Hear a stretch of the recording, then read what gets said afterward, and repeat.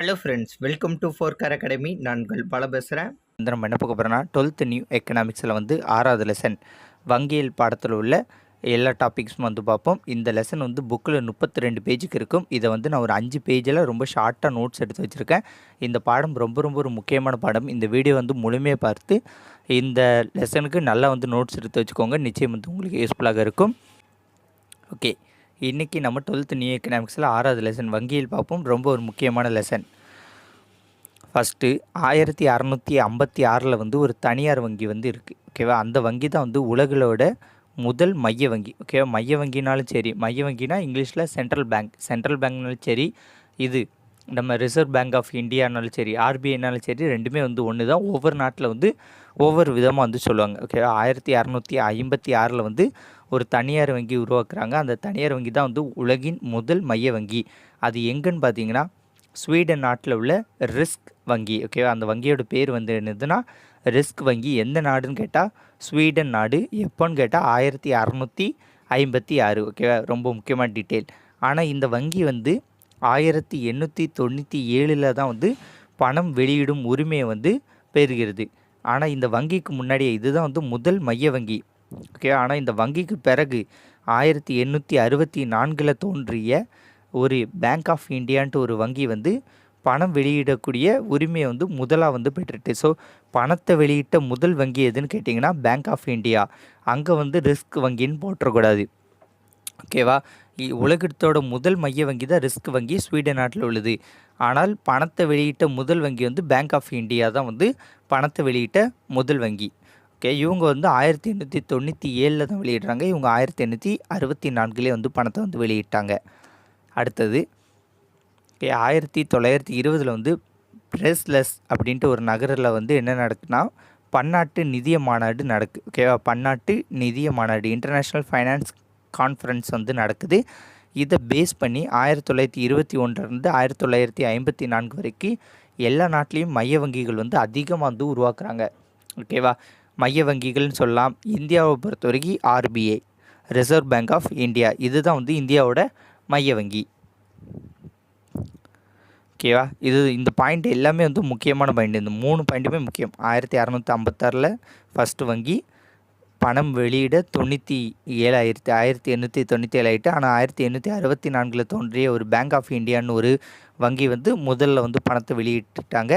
1920 நடந்த பிரேசில்ஸ் நகரில் வந்து இன்டர்நேஷ்னல் ஃபைனான்ஸ் கான்ஃபரன்ஸில் வந்து ஒரு முடிவு எடுக்கிறாங்க. அந்த முடிவை பேஸ் பண்ணி நிறைய மைய வங்கிகள் வந்து உலகம் ஃபுல்லாக வந்து உருவாக்குறாங்க.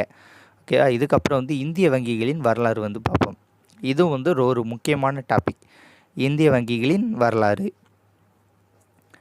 ஹிந்துஸ்தான் வங்கி அதுதான் வந்து 1770 வந்து இந்தியாவில் உருவாக்கப்பட்ட முதல் வங்கி. இது வந்து பேங்க் ஆஃப் ஹிந்துஸ்தான் அப்படின்ட்டு இங்கிலீஷில் அழைக்கப்படுகிறது. பிரிட்டிஷ் பீரியடில் வந்து உருவாக்குனாங்க. எல்லா பேங்க் இருக்குல்ல, இந்தியாவில் உள்ள எல்லா பேங்க்குமே அந்த காலகட்டத்தில் பிரசிடென்சி வங்கியோட கட்டுப்பாட்டு மற்றும் ஆதிக்கத்தின் கீழே தான் இருந்துச்சு. இந்தியாவில் உள்ள எல்லா வங்கிகளும் பிரசிடென்சி வங்கியோட கட்டுப்பாட்டு மற்றும் ஆதிக்கத்தின் கீழே தான் வந்து இருந்துச்சு. இந்தியாவில் வந்து 3 பிரசிடென்சி வங்கி வந்து இருந்துச்சு.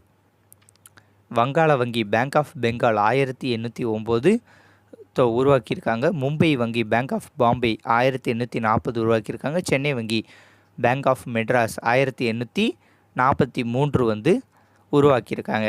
ஓகேவா, இந்த 3 வங்கியும் வந்து உருவாக்கியிருக்காங்க. இந்த 3 வங்கியை வந்து பிற்காலத்தில் 1921 வந்து ஒன்றிணைக்கிறாங்க. இந்த 3 ஏன்னா இது வந்து 3 மாகாணத்தில் 3 வங்கியை உருவாக்கி வச்சுருக்காங்க. இந்த 3 வங்கியும் வந்து ஒன்றிணைக்கிறாங்க. ஒன்றிணைத்து 1921 இந்திய இம்பீரியல் வங்கி, இம்பீரியல் பேங்க் ஆஃப் இந்தியா அப்படின்ட்டு ஒரு வங்கியை வந்து உருவாக்குறாங்க. ஓகேவா, ஃபஸ்ட்டு இந்துஸ்தான் வங்கியை வந்து உருவாக்குறாங்க. அந்த இந்தியாவோட எல்லா வங்கியுமே பிரசிடென்சி வங்கிகளுக்கு கீழே தான் வந்து இயங்கும். ஸோ 3 பிரசிடென்சியல் வங்கியை வந்து உருவாக்குறாங்க. 1809, 1840, 1843 அதை வந்து ஒன்றிணைக்கிறாங்க. 1921 இந்திய இம்பீரியல் வங்கி, இம்பீரியல் பேங்க் ஆஃப் இந்தியா வந்து உருவாக்குறாங்க. இதை வந்து பிற்காலத்தில் வந்து 1921 உருவாக்குறாங்க. 1955 வந்து இந்த இந்திய ஸ்டேட் பேங்க் அப்படின்ட்டு மாற்றிருந்தாங்க. இப்போ நம்ம இருக்கல நம்ம எஸ்பிஐ. ஓகேவா, நம்ம எஸ்பிஐ தான் வந்து 1955 உருவாக்குறாங்க. இந்திய ஸ்டேட் வங்கி, State Bank of India, SBI வந்து இந்த இம்பீரியல் பேங்க்கில் இருந்து உருவாங்கினது தான் வந்து எஸ்பிஐ. ஓகேவா, இதுதான் வந்து முக்கியமான கண்டென்ட். அடுத்தது வணிக வங்கிகள், கமர்ஷியல் பேங்க். கமர்ஷியல் பேங்க்னாலே வந்து நமக்கு ஈஸியாக தெரிஞ்சிடும், லாப நோக்கத்தோட சேவை பண்ணக்கூடிய ஒரு வங்கி தான். ஓகேவா? Profit based. இதோட பணிகள் 3 விதமாக பிரிக்கிறாங்க. முதன்மை பணிகள், இரண்டாம் பணிகள், இதர பணிகள் அப்படின்னு பிரிக்கிறாங்க. அதோட டீட்டெயில்ஸை வந்து நம்ம உள்ளே வந்து இப்போ பார்ப்போம். ஓகே, முதன்மை பணிகள், பிரைமரி ஃபங்க்ஷன். முதன்மை பணிகள் வந்து என்னென்னா வைப்புக்களை ஏற்றுக்கொள்ளுதல். இதெல்லாம் வந்து நீங்கள் இங்கிலீஷ்லேயே படிங்க, அப்போ தான் வந்து உங்களுக்கு கான்செப்ட் புரியும். வைப்புக்களை ஏற்றுக்கொள்ளுதல், செலுத்துதல், எடுத்தல், கொள்முதல் செய்தல் அப்படின்லாம் படிச்சிங்கன்னா உங்களுக்கு மறந்துடும். பற்று அட்டை, கடன் அட்டை அப்படிலாம் படிச்சிங்கன்னா நமக்கு ஞாபகம் இருக்காது. ஸோ எக்கனாமிக்ஸை வந்து இங்கிலீஷ் அண்ட் தமிழில் ரெண்டுலேயும் படித்து புரிஞ்சு அண்டர்ஸ்டாண்ட் வந்து பண்ணி வச்சுக்கோங்க. வைப்புக்களை ஏற்றுக்கொள்ளுதல், அதாவது அக்செப்டிங் டெபாசிட். ஓகேவா? அக்செப்டிங் டெபாசிட் மற்றும் கடன் வழங்குதல், லீடிங் லோன்ஸ் அப்படின்ட்டு 2 ஒர்க் வந்து முதன்மை பணிகளில் இருக்குது பிரைமரி ஃபங்க்ஷனில். இந்த அக்செப்டிங் டெபாசிட் இருக்குல்ல, இதை வந்து 2ஆவது பிரிக்கிறாங்க. Demand deposit, time deposit. இப்போ டிமாண்ட் டெபாசிட் அப்படின்னா வந்து என்னென்னு பார்த்தீங்கன்னா, நமக்கு எப்போல்லாம் பணம் தேவையோ அப்போல்லாம் வந்து எடுத்துக்கலாம். அதுக்கு வந்து 2 அக்கௌண்ட் வச்சுக்கிறாங்க. சேவிங்ஸ் அக்கௌண்ட்டில் வந்து நமக்கு எப்போல்லாம் பணம் தேவையோ பணம் போட்டுக்கலாம், பணம் எடுத்துக்கலாம். அது வந்து டைம் டியூரேஷன்லாம் கிடையாது. இந்த தேதியில் தான் எடுக்கணும், இந்த தேதியில் தான் போடணும் அப்படின்ட்டு டைம் டியூரேஷன்லாம் கிடையாது. நமக்கு எப்போ பணம் தேவையோ போட்டுக்கலாம், எப்போ வேணாலும் எடுத்துக்கலாம், யார் வேணாலும் அனுப்பலாம். நம்ம ரெகுலரான ப்ராசஸ் இருக்குல்ல, அதுதான் வந்து டிமாண்ட் டெபாசிட். அதுக்கு வந்து 2 இது இருக்குது, savings account and current account. Business பண்ணுறவங்கலாம் வந்து கரண்ட் அக்கௌண்ட் வந்து வச்சுக்கிடுவாங்க. ஆர்டினரி பீப்புள்ஸ்லாம் வந்து சேவிங்ஸ் அக்கௌண்ட் வந்து வைத்துக்கொள்வார்கள். ஓகேவா? இல்லை டைம் டெபாசிட். ஓகே, இது வந்து டிமாண்ட் டெபாசிட். டைம் டெபாசிட்டை வந்து 2ஆவது பிரிக்கிறாங்க. Fixed deposit, recurring deposit. Okay, இது ரெண்டுமே வந்து தெரியும்ல, பேங்க்கில் சொல்லியிருப்பாங்க. ஃபிக்ஸடு டெபாசிட் போடுறீங்களா அப்படின்னா ஒரு குறிப்பிட்ட காலத்துக்கு வந்து பேங்க்கில் வந்து நம்ம பணத்தை வந்து போட்டுறணும். அதுக்கு வந்து அவங்க வந்து நமக்கு வட்டி வந்து கொடுப்பாங்க. ஒரு குறிப்பிட்ட காலம் வந்து நம்ம பேங்க்கில் பணத்தை போட்டுறணும், அதுக்கு வந்து பேங்க் வந்து நமக்கு வட்டி வந்து கொடுக்கும். நம்ம போடக்கூடிய அந்த டெபாசிட் பண்ணக்கூடிய பணத்தை வந்து அவங்க வந்து வட்டிக்கு வந்து கொடுத்துருவாங்க. ஓகேவா? இந்த கான்செப்ட் இருக்குது. இதுதான் வந்து ஒரு முக்கியமான கான்செப்ட். நம்ம டெபாசிட் பண்ணக்கூடிய, இப்போ நம்ம 1 லட்ச ரூபா வந்து டெபாசிட் பண்ணுறோம்னா அதை அவங்க கடன் கொடுத்துருவாங்க. கடன் ஒரு 10% வந்து வட்டிக்கு வந்து கொடுத்துட்டு நமக்கு வந்து ஒரு 5% வந்து வட்டி வந்து நமக்கு தருவாங்க. ஓகேவா? இந்த 10% வட்டி கொடுக்கும்போது நமக்கு 5%, மீதி 5% வந்து பேங்க்குக்கு. ஓகே, இதுதான் வந்து கான்செப்ட்டு. இதுதான் fixed deposit and recurring deposit அப்படின்ட்டு 2 விதமாக வந்து போடுறாங்க. இதுக்கு வந்து நம்ம லெட்டர் எழுதி கொடுத்து வாங்கணும். அதுமாதிரி ஒரு குறிப்பிட்ட காலம் முடிந்த பிறகு தான் வந்து வாங்க முடியும். 2ஆம் நிலை பணிகள். ஓகே, செகண்டரி ஒர்க் வந்து என்னென்னா, ஒரு ஏஜென்ட் இருப்பார். அந்த ஏஜென்ட் பண்ணக்கூடிய ஒர்க்கை வந்து என்ன சொல்கிறாங்கன்னா முகவர் வேலை அல்லது முகமை பணிகள் அப்படின்ட்டு கொடுத்தாங்க. ஒரு ஏஜென்ட்னா வந்து என்னது, பேங்க்கில் ஒர்க் பண்ணக்கூடிய ஆள் தான். ஓகே, பேங்க்கில் ஒர்க் பண்ணக்கூடிய ஆளோட ஒர்க் வந்து என்னது, நம்ம கொடுக்கக்கூடிய செக்கை வந்து அவர் கேஷாக மாற்றி தரணும். சேல்ரி அக்கௌண்ட்டில் விழக்கூடிய பணத்தை சேல்ரியை வந்து நம்ம எடுக்கலாம். எப்படி? Using the debit card. அதுமாதிரி டெபிட் கார்டு, கிரெடிட் கார்டு எல்லாமே வந்து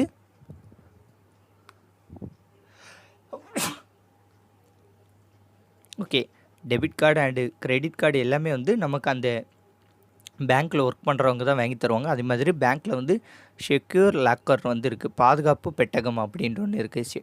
செக்யூர் லாக்கர், இதில் வந்து நம்ம ரொக்கம், பணம் எது வேணாலும் வந்து வச்சுக்கலாம்.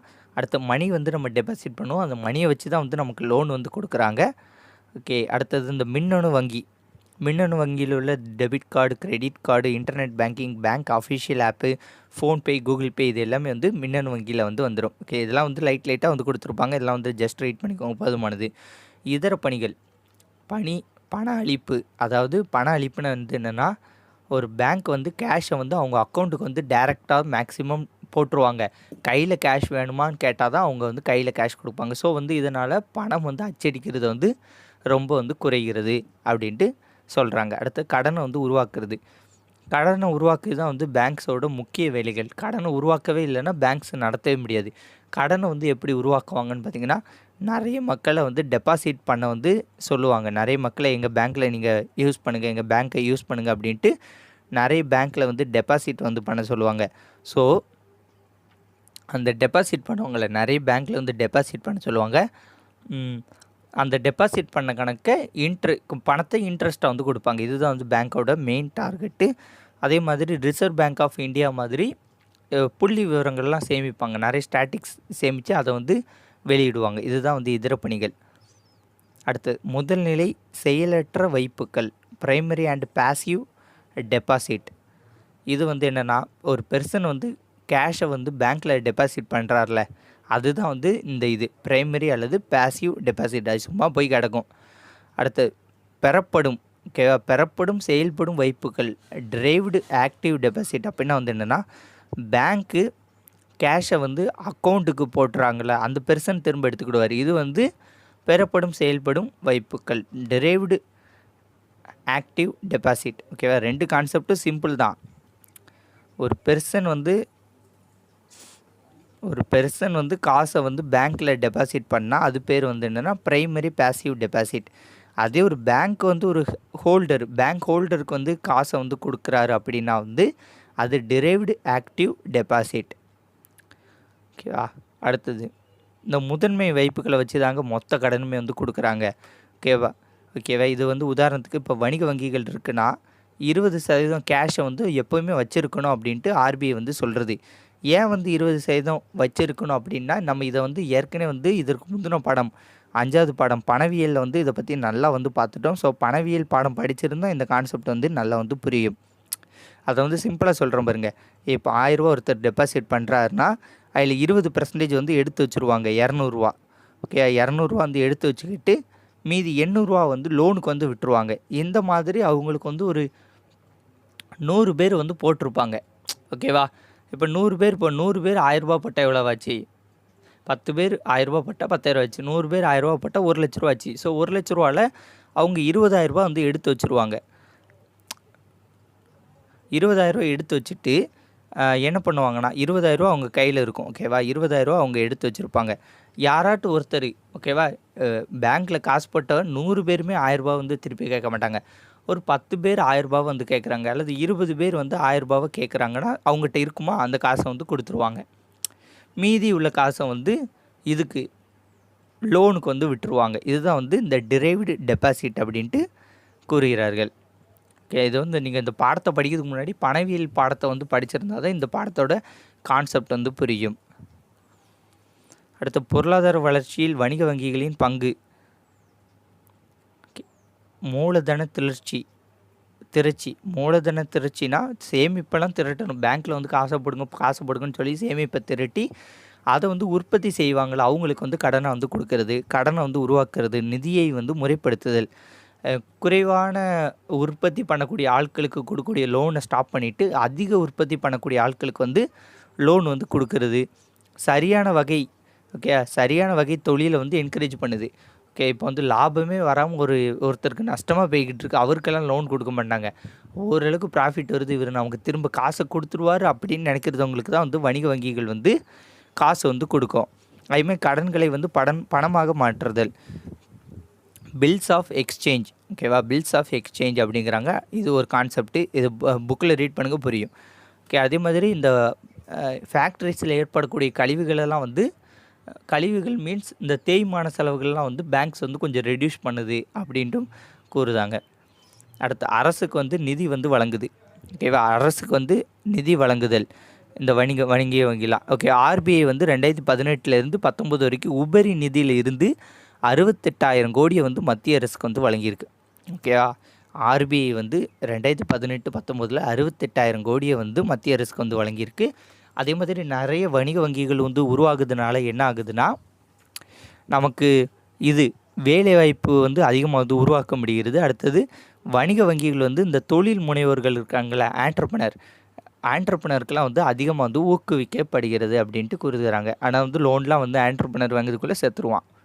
ஓகே, அடுத்தது வங்கியில்லா நிதி நிறுவனம். ஓகே, நம்ம வந்து இப்போ வங்கியை பற்றி பார்த்துக்கிட்டு இருந்தால் வங்கியில்லா நிதி நிறுவனம் வந்துட்டு கான்செப்ட் இருக்குது. நான் பேங்கிங் ஃபினான்ஷியல் இன்ஸ்டிடியூஷன் அல்லது கம்பெனி, என்பிஎஃப்ஐ அல்லது என்பிஎஃப்சி அப்படிங்கிறாங்க. இதுக்கு வந்து முழு வங்கிக்கான உரிமை வந்து கிடையாது. இது வந்து மைய வங்கி ஆர்பிஐயோட கண்காணிப்பிலும் கிடையாது. இதை வந்து ரெண்டாக வந்து பிரிக்கிறாங்க. ஷேர் மார்க்கெட் பங்கு சந்தை மற்றும் இந்த நிதி நிறுவனம், நிதி கழகம், சீட்டு நிறுவனம். ஓகேவா, சீட்டு நிறுவனம் எல்லாருக்கும் தெரியும். நிறைய பேர் சீட்டு போடுவாங்க. ஒவ்வொரு ஆட்கள் ஒவ்வொரு டியூரேஷன் டைமில் வந்து சீட்டு வந்து எடுப்பாங்க. யூனிட் ட்ரஸ்ட்டு மூலியமாக காசு எடுக்கிறது. காப்பீட்டு நிறுவனம், எல்ஐசி. ஓகேவா, இந்த மாதிரி காப்பீட்டு நிறுவனம், மியூச்சுவல் ஃபண்ட். இது எதுவுமே வந்து முழு வங்கிக்கான உரிமையும் கிடையாது. அதே மாதிரி மைய வங்கியோட கண்காணிப்பு கீழையும் வந்து வராது. இது வந்து ஒரு செப்பரேட் அமைப்பு. ஓகே, இவங்களும் வந்து என்ன பண்ணுறாங்க, மக்களுக்கு வந்து கடன் வந்து கொடுக்குறாங்க.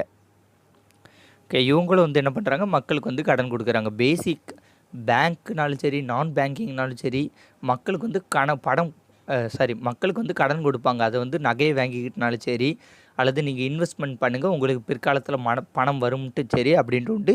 ஷேர் மார்க்கெட் டாபிக் இருக்குல்ல, இந்த டாபிக் பற்றி புக்கில் வந்து கொடுக்கல. ஏன்னா இந்த டாபிக் வந்து ஒரு கடல் மாதிரி. ஓகேவா, அதனால் வந்து அதை வந்து கொடுக்கல. ஷேர் மார்க்கெட்டுன்னு வந்து நான் சிம்பிளாக வந்து சொல்கிறேன்.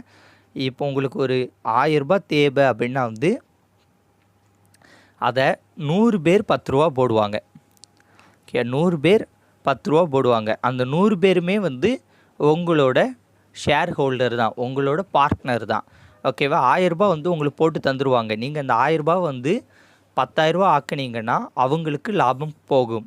நீங்கள் இந்த 1000 ரூபாவை 500 ரூபா ஆக்கிட்டீங்கன்னா அவங்களுக்கு நஷ்டமடையும். இதுதான் வந்து ஷேர் மார்க்கெட்டோட சிம்பிள் கான்செப்ட். ஓகேவா, நமக்கு எல்லாரும் ஒரு காசு போட்டு தருவாங்க. நம்ம அந்த காசை இப்போ நமக்கு எல்லோரும் ஒரு காசு போட்டு 1000 ரூபா தராங்கன்னா, நம்ம அந்த 1000 ரூபா வந்து இம்ப்ரூவ்மெண்ட் பண்ணால் அவங்களுக்கு ஷேர் போகும். நம்ம அதை லாஸ் பண்ணோன்னா அவங்களுக்கும் லாஸ் ஆகும். இதுதான் வந்து இதோட கான்செப்ட்டு. ஷேர் மார்க்கெட்டை பொறுத்த வரைக்கும் குட்டி கான்செப்ட்டு இதுதான். அண்டர்ஸ்டாண்ட் ஆகியிருக்கும் அப்படின்ட்டு நினைக்கிறேன். ஓகே, கூட ஒரு தடவை வேணால் சொல்கிறேன். 1000 ரூபாயெலாம் அவங்க போட மாட்டாங்க. அவங்க வந்து ஒரு கோடி, அந்த 1 கோடி இல்லை 10 கோடி 100 கோடி அந்த மாதிரி தான் வந்து பிஸ்னஸ் பண்ணுவாங்க. ஸோ எல்லோரும் கொஞ்சம் கொஞ்சம் ஷேர் போடுவாங்க. 1 லட்சம் பேர்லாம் வந்து ஒரு கம்பெனி மேலே ஷேர் போடுவாங்க. ஸோ அந்த 1 லட்சம் அவ்வளோ இது வரும்போது அவ்வளோ பேருக்கு வந்து லாபம் கிடைக்கிறது, நஷ்டம் கிடைக்கிறது அந்த கம்பெனியோட இம்ப்ரூவ்மெண்ட்டை பொறுத்து தான். அடுத்த மைய வங்கி. ஓகே, இப்போ தான் வந்து முக்கியமான கான்செப்டெல்லாம் வருது. மைய வங்கி. மைய வங்கி, சென்ட்ரல் பேங்க். ஓகேவா, RBI, reserve bank of India. Okay, central பேங்க்னு சொல்லலாம். நம்ம இதில் reserve bank of India RBI இருக்குது. இந்திய ரிசர்வ் வங்கி சட்டம் 1934 படி 1935 ஏப்ரல் 1ஆம் தேதி உருவாக்குறாங்க. இது உருவாக்கும் போது 100 ரூபாய்க்கு அப்படின்ட்டு பங்கை பிரித்து ப்ரைவேட் கம்பெனிகிட்ட தான் இருந்துச்சு. அடுத்து ஆஃப்டர் இண்டிபெண்டன்ஸ் வந்து ஜனவரி 1, 1949 RBI reserve bank of India வந்து நாட்டுடைமை ஆக்கப்படுகிறது. இதோட பணிகள் பார்த்திங்கன்னா, ஓகே, நிறைய பணிகள் இருக்குது. ஷார்ட் அண்ட் ஸ்வீட்டாக குயிக்காக சொல்லிடுறேன். பண அதிகார அமைப்பு, மானிட்டரி அத்தாரிட்டி.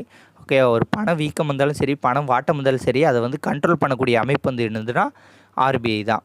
காகித பணத்தை வெளியிடுறது. நாடாளுமன்றம் வந்து காயின்ஸ் மற்றும் 1 ரூபாய் நோட்டை வந்து வெளியிடும். மற்றபடி எல்லா காகித பணத்தையும் வந்து வெளியிடக்கூடிய அமைப்பு வந்து ஆர்பிஐ தான். வங்கிகளுக்கு வந்து உரிமைகள் அதாவது லைசன்ஸ் வந்து வழங்குறது வந்து ஆர்பிஐ தான். எந்த பிரிவின் கீழேனா பிரிவு 22 கீழ் வந்து லைசன்ஸ் வந்து வழங்குறது. அரசுக்கான வங்கி. ஓகே, அரசுக்கான வங்கி ஏன்னா அரசுக்கு வந்து கடன் கொடுக்கறது, மத்திய அரசுனாலும் சரி மாநில அரசுனாலும் சரி கடன் கொடுக்கறது. சென்ட்ரல் கவர்மெண்ட்டுக்கான வட்டி வந்து குறைவாக இருக்கும். ஸோ அதனால தான் வந்து சென்ட்ரல் கவர்மெண்ட்டை வந்து வட்டி வாங்கி எங்கிட்ட தாங்க அப்படின்ட்டு கூறுவாங்க ஸ்டேட் கவர்மெண்ட்டு. வங்கிகளின் வங்கியும்பாங்க. கடன் ஓன் அப்படி இது வந்து ஒன்றும் கிடையாது. ஒரு கமர்ஷியல் பேங்க் வந்து நிதி சிக்கலில் ஈடுபட்டுட்டு அப்படின்னா வந்து ஆர்பிஐ வந்து ஹெல்ப் பண்ணும். உதாரணத்துக்கு இந்த எஸ் பேங்க் இருக்குல்ல, எஸ் பேங்க் வந்து நிதி சிக்கலில் ஈடுபட்டு அதை வந்து திவாலாகிட்டு கிட்டத்தட்ட திவாலாகி அதை க்ளோஸ் பண்ணுற நிலைமையில் போச்சு. ஸோ அப்போ வந்து ஆர்பிஐ வந்து அதை எடுத்து அதை நடத்துகிறாங்க. ஸோ இந்த மாதிரியான கமர்ஷியல் பேங்க்குக்கான நிதி சிக்கல்கள் வரும்போது ஆர்பிஐ வந்து ஹெல்ப் பண்ணக்கூடியும். அடுத்து 14 ரூல்ஸ் டிரான்சாக்ஷன் இந்த சம்மந்தமாக வந்து ஒரு 14 ரூல்ஸ் இருக்குது. அதுபடி தான் வந்து எல்லா பேங்க்ஸும் வந்து நடக்கணும். அந்நிய செலவாணி பாதுகாவலன் 1999ன்ட்டு ஒரு சட்டம் வந்து இருக்குது.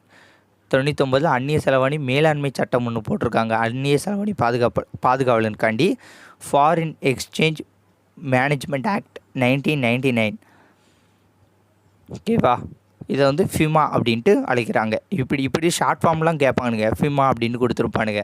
அதுமாதிரி ஜிடிபி, ஜிஎஸ்டிபி, ஜாபு செலவு இதெல்லாம் பற்றி அறிய உதவுகிறது. அரசு கடன் பத்திரங்கள் பத்திரமா வந்து ஆர்பிஐட்ட தான் வந்து இருக்குது.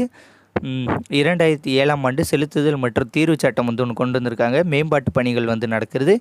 ரிசர்வ் பேங்க் ஆஃப் இந்தியாவோட புல்லட்டினில் வந்து மாதம் அல்லது காலாண்டு அல்லது ஆண்டு விவரம் வந்து ஒன்று வெளியிடுறாங்க. அது வந்து எக்கனாமிக் பேஸ் பண்ணி எல்லா வங்கிகளும் வந்து எப்படி செயல்படுறாங்க அப்படின்ட்டு வெளியிடுறாங்க. ஓகேவா?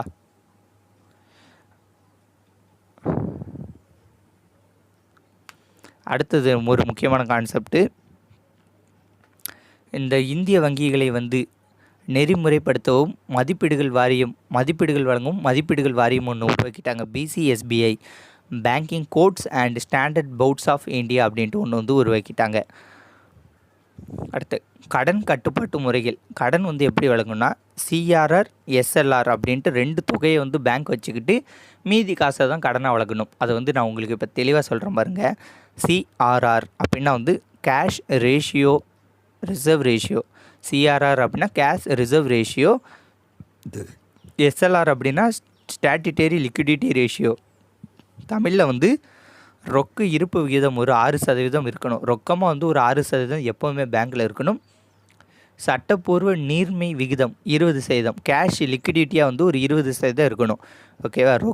ரொக்கம்னா தெரியுதுல, நகை பொருள் அப்படின்ட்டு ஒரு 6% இருக்கணும். பணமாக வந்து ஒரு 20% இருக்கணும். டோட்டலாக 26% வந்து பேங்க் வந்து எப்போவுமே வச்சுருக்கணும் அப்படின்ட்டு ரிசர்வ் பேங்க் ஆஃப் இந்தியா வந்து சொல்லுது.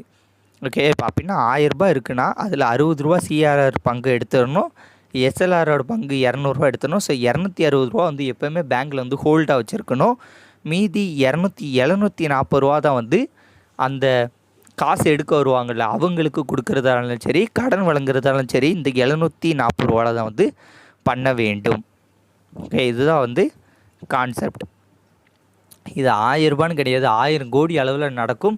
ஸோ அப்படின்னா ஒரு 260 கோடி ரூபா வந்து அவங்க வச்சுருப்பாங்க. 1000 கோடி நடக்குன்னா ஒரு 260 கோடி வந்து பேங்க்கில் இருக்கும். அந்த மாதிரி கான்செப்ட். இதெல்லாம் குட்டியாக சொன்னால் உங்களுக்கு புரியும்ட்டு அப்படி சொல்கிறது. அடுத்த ரெப்போ விகிதம், மீள் ரெப்போ விகிதம் அப்படின்ட்டு 2 கான்செப்ட் இருக்குது. ஓகே, ரெப்போ விகிதம் RR, மீள் ரெப்போ விகிதம் RRR. ஓகே, இந்த ரெப்போ விகிதம்னா என்னென்னா RBI வந்து எல்லா வணிக வங்கிகளுக்கும் கடன் கொடுக்கும். அப்போ விதிக்கும்ல அந்த வட்டி விகிதம் தான் என்னென்னா ரெப்போ விகிதம். RBI வந்து எல்லா பேங்க்ஸுக்கு கொடுக்கக்கூடிய கடனுக்கு விதிக்கக்கூடிய ஒரு வட்டி விகிதம் தான் என்னென்னா ரெப்போ விகிதம். அது வந்து இந்த பணவீக்க காலத்தில் இந்த ரெப்போ விகிதத்தை அதிகரிச்சிருவாங்க. பணவீக்கம்னா என்னென்னா எல்லாருக்கிட்டையும் பணம் இருக்குது, அதான் பணவீக்கம். பணவீக்க காலத்தில் ரெப்போ விகிதத்தை அதிகரிச்சிருவாங்க. ஸோ கடன் வழங்குதல் வந்து குறையும். கடன் வாங்க யாரும் மாட்டாங்க, ஏன்னா ரெப்போ விகிதம் ரொம்ப அதிகமாக இருக்குது அப்படின்ட்டு யாரும் கடன் வாங்க மாட்டாங்க. அதே நேரத்தில் பணவீக்கமும் எல்லாருக்கிட்டையும் பணம் இருக்குது, ஸோ கடன் வாங்க மாட்டாங்க. இந்த கான்செப்ட் தான் வந்து இருந்தது. ரெப்போ விகிதம்னா வந்து RBI வந்து வணிக வங்கிக்கு கொடுக்கக்கூடிய இது. அதே இது பணவாட்ட சூழலில் வணிக வங்கிகளிடமிருந்து RBI வந்து கடன் வாங்கும். அந்த கடனுக்கு வந்து RBI கொடுக்க விரும்பக்கூடிய அந்த வட்டி விகிதம் என்னென்னா மீள் ரெப்போ விகிதம். ஓகேயா? RBI வந்து வணிக வங்கிகிட்டேருந்து கடன் வாங்குது, அதுக்கு ஒரு இன்ட்ரெஸ்ட் வந்து பே பண்ணுறதுனா அது மீள் ரெப்போ விகிதம். அதே RBI வந்து ஒரு வணிக வங்கிக்கு வந்து பணத்தை கொடுக்குறது அப்படின்னா வந்து அது வந்து ரெப்போ விகிதம். ஓகேவா? இதான் வந்து சிம்பிள் கான்செப்ட்டு. அடுத்து விவசாயிகளுக்காண்டி அக்ரிகல்ச்சர் கிரெடிட் டிபார்ட்மெண்ட் அப்படின்ட்டு ஒன்று வந்து உருவாக்குறாங்க. அதுபடி RBI கீழே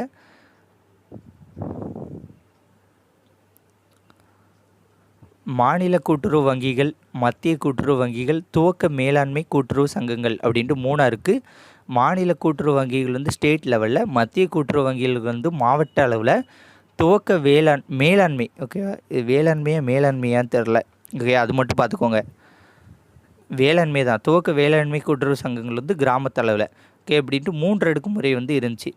இந்த இதை வந்து 1982 பிறகு 1982க்கு பிறகு விவசாய கடன்கள் சம்மந்தமான எல்லா இதையும் வந்து நபார்டு வங்கிக்கு கீழே வந்து கொண்டு வந்துட்டாங்க. ஓகேவா? 1982 கீழே விவசாய கடன் சம்மந்தமாக எல்லாத்தையும் நபார்டு வங்கி கீழே வந்து கொண்டு வந்துட்டாங்க. RBIட்டேருந்து சார்ஜை வந்து நபார்டு வங்கி வந்து எடுத்துட்டாங்க. இப்போ திரும்பியும் வந்து இப்போ ஒரு பிரச்சனை போய்கிட்டு இருக்குது. நபார்டு வங்கிகிட்டேருந்து ஃபுல் இன்சார்ஜும் வந்து RBI எடுக்க போதை வந்து போயிட்டுருக்கு. அதுக்கு தான் வந்து எதிர்ப்பு வந்து தெரிவிச்சுக்கிட்டு இருக்காங்க. பாராளுமன்ற சட்டத்தின்படி இந்த நபார்டு வங்கி வருதுக்கு முன்னாடி என்னெல்லாம் நடந்துச்சுன்னு இப்போ சொல்லியிருப்பாங்க. பாராளுமன்ற சட்டத்தின்படி ஜூலை 1, 1960 ஓகேவா 1963 விவசாய மறுகடன் மேம்பாட்டு கழகம் அப்படின்ட்டு ஒன்றை வந்து உருவாக்குறாங்க. ஓகேவா பாராளுமன்ற சட்டத்தின்படி ஜூலை 1, 1963 விவசாய மறுகடன் மேம்பாட்டு கழகம் ஒன்று உருவாக்குறாங்க. இதோட நோக்கம் வந்து என்ன பண்ணியிருக்குன்னா, மத்திய நிலவள வங்கிகள், மாநில கூட்டுறவு வங்கிகள், பட்டியல் வங்கிகள் இந்த 3 பேங்க்குக்கும் மறுநிதி வழங்குதல். கடன் தான் வழங்குது. ஓகேவா இந்த 3 பேங்க்ஸுக்கு மட்டும் கடன் வழங்குது. ஓகேவா அடுத்தது வட்டார ஊரக வங்கிகளை வந்து உருவாக்குறாங்க. RRBs, regional rural banks. இதோட இன்னொரு பேர் வந்து என்னென்னு பார்த்தீங்கன்னா கிராமின் பேங்க்ஸ் அப்படின்ட்டு சொல்கிறாங்க. இது வந்து 1975 முன்னாள் பிரதமர் இந்திரா காந்தி அவர்களோட தலைமையில் 20 அம்ச திட்டம் அப்படின்ட்டு புதிய பொருளாதார முன்னேற்பாடுகள் பண்ணும்போது இதை வந்து கொண்டு வராங்க. இதோட ஷேர்கள் வந்து எப்படின்னா 50% மைய அரசு வந்து இந்த பேங்க்குக்கு பணம் கொடுக்கும், 15% மாநில அரசு இந்த பேங்க்குக்கு பணம் கொடுக்கும், 35% அந்த ஓன் பேங்க் எந்த பேங்க் நடத்துகிறாங்களோ அந்த வணிக வங்கி வந்து காசை வந்து டெபாசிட் வந்து பண்ணும். அடுத்தது இதோட விவசாயிகள் சம்மந்தம் முடிச்சு தொழில் நிதிக்கான அமைப்புகள், இந்த எம்எஸ்எம்இ இருப்பாங்களே அவங்களுக்கு வந்து காசு கொடுக்கக்கூடியது யாருன்னு பார்த்தீங்கன்னா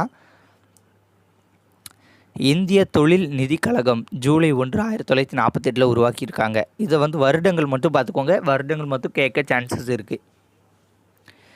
இந்திய தொழில் நிதி கழகம் ஜூலை 1, 1948 உருவாக்கியிருக்காங்க. இந்திய தொழிற்கடன் முதலீட்டு கழகம் ஜனவரி 5, 1955 உருவாக்கியிருக்காங்க.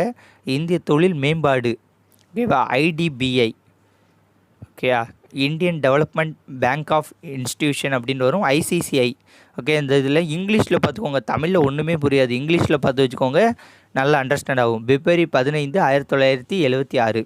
மாநில அளவில்னு பார்க்கும்போது மாநில நீதி கழகம் எஸ்எஃப்சி, மாநில தொழில் மேம்பாட்டு கழகம் சிட்கோனா வந்து small industrial development corporation. Okay இதெல்லாம் வந்து இருக்குது. ஓகே இதெல்லாம் வந்து என்னென்னட்டு பக்கமாக கொடுத்துருப்பாங்க. இதெல்லாம் வந்து என்ன வருஷம் யார் அப்படின்ட்டு மட்டும் பார்த்து வச்சுக்கோங்க, போதுமானது. அதுக்கப்புறம் மீதி எல்லாமே வந்து நமக்கு தெரிஞ்ச டாபிக்ஸாக தான் இருக்கும். ஆன்லைன் பேங்கிங், இன்டர்நெட் பேங்கிங், என்ன branch banking, core banking, virtual banking அப்படின்ட்டு 5 டைப்ஸ் இருக்குது இந்த பேங்கிங்லேயே அப்படின்ட்டு கொடுத்துருப்பாங்க. ஓகே இதெல்லாம் வந்து என்னென்னு ஜஸ்ட் ரீட் பண்ணிக்கோங்க, போதுமானது. அடுத்த ஆர்டிஜிஎஸ்னா என்னது, நெஃப்ட்னா என்னது, ATM card, debit card, credit card, அந்த மெர்ஜிங் பேங்க் அக்கௌண்ட்ஸ்னால் மெர்ஜிங் பேங்கிங்னா ஓகே மெர்ஜிங் பேங்கிங்னா வந்து இப்போ ரீசெண்டாக வந்து இந்தந்த பேங்க்கில் இந்தந்த பேங்க் வந்து செயல்படும் அப்படின்ட்டு நிறைய பேங்க் வந்து இணைச்சிட்டாங்க.